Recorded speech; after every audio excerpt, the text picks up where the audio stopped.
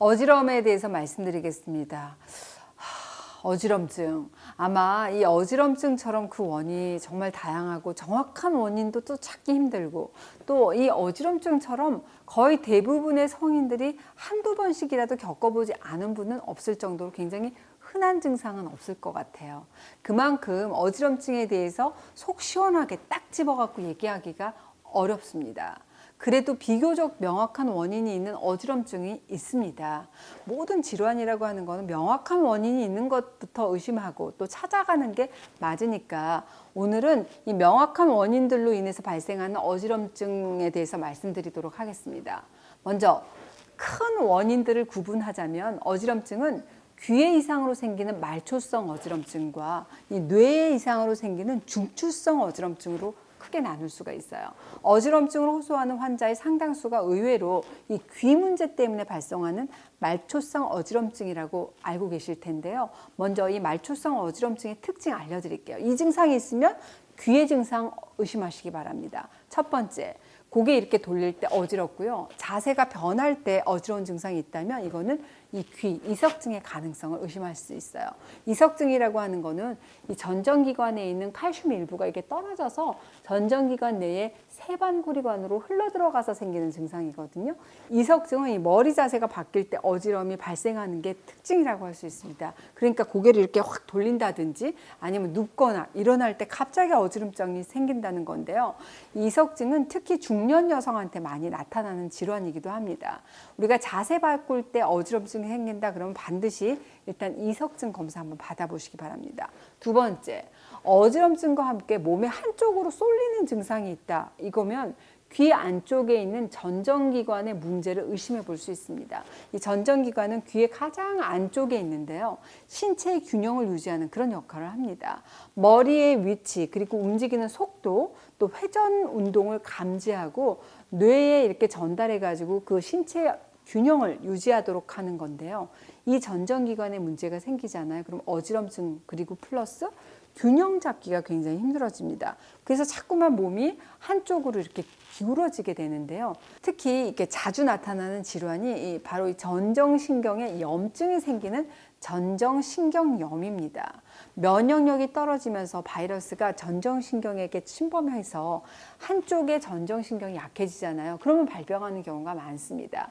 전정신경염은 심하지 않지만 잔잔하게 이렇게 어지럼증이 오는데 속이 미식미식거리면서 구토감이 느껴지는 그런 특징이 있습니다. 심해지게 되면 일어나기도 힘들어서 거동을 잘 못하게 되는 상태까지 갈 수 있으니까 방치하지 마시고 적극적으로 치료를 받으시는 게 좋습니다. 셋째, 이 어지럼증과 함께 이렇게 이명 있잖아요. 귀가 울리는 이명증이 지속된다면 이거는 메니에르 병의 가능성을 의심해 볼 수 있습니다. 왜 그 배우 박원숙 씨 그리고 가수 베이로 씨가 이 메니에르 병이 있다고 방송에서 밝혀져서 이렇게 화제가 되기도 했죠. 메니에르 병은 림프액의 증가로 귀 속 압력이 높아지면서 심하게 어지럽고 이명 또 청각장애가 발생하는 질환입니다.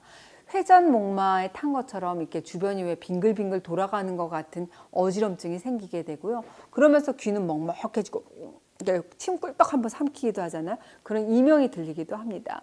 메니에르 병을 앓는 환자분들이 힘들어하는 게 바로 이런 증상이 갑자기 막 돌발적으로 나타나는 것 때문에 그래요.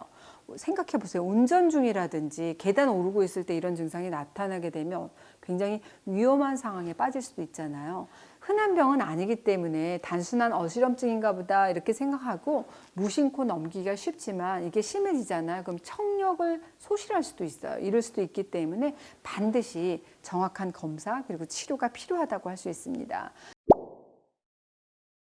지금부터 설명드릴 것은 바로 뇌의 이상으로 생기는 중추성 어지럼증입니다. 생명하고 직결된 증상일 수 있어요. 그렇기 때문에 말초성보다 좀 더 관심을 기울여야 될 증상입니다. 말초성 어지럼증에 비해서 발생 빈도는 물론 적습니다. 그렇지만 뇌졸중, 뇌경색, 뇌종양 같은 심각한 질환의 동반 증상으로 나타나는 경우가 많기 때문에 절대 이렇게 방치해서는 안 되는 증상이기도 합니다. 일단 나이가 50 넘었거나 당뇨, 고혈압 같은 만성 질환이 있으신 분들은 이런 어지럼증이 있다 그러면 반드시 바로 병원 찾으시기 바랍니다. 중추성 어지럼증 첫 번째, 사물이 두 개로 보이는 증상입니다. 손에 쥔 물건들이 이렇게 두 개로 막 보인다든지 몸이라든지 머리를 내가 움직이지 않았는데 물체가 움직이는 것처럼 보이고 또 술에 취한 사람처럼 이렇게 걸을 때 중심 잡지 못하고 비틀거리기도 합니다.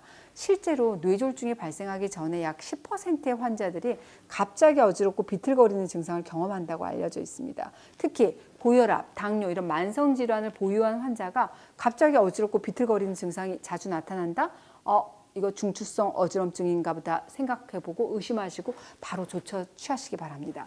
두 번째, 마비 증상 그리고 감각 이상을 동반한 어지럼증입니다. 얼굴, 팔다리가 먹먹하게 마비 증상이 느껴지거나 손으로 물건을 딱 잡기가 힘들다든지 말 자체가 어눌해지는 증상을 동반한 어지럼증입니다. 이런 경우는 좀 더 이렇게 발견이 쉬운 편에 속하는데요. 이런 증상과 함께 어지럼증이 있다면 지체하지 마시고 바로 검사 받아보십시오. 어지럼증의 증상별 원인 제가 소개시켜 드렸는데 어때요? 여러분들의 이해를 돕기 위해서 제가 간략하게 설명드렸지만 사실 임상에서 말초성 어지럼증 그리고 중추성 어지럼증은 사실 그 증상만으로는 구분하기가 어려운 경우가 많습니다. 이거 방치하게 되면 위험할 수도 있는 것이 어지럼증이라는 말씀을 드리고 싶어서 이 방송 준비한 거거든요. 이 정도 어지럼증이야 하고 이렇게 그냥 방치하지 마시고 이게 어지럼증이 계속되네. 그렇다면 반드시 검사를 통해서 여러분 정확한 원인을 찾아보시기 바랍니다.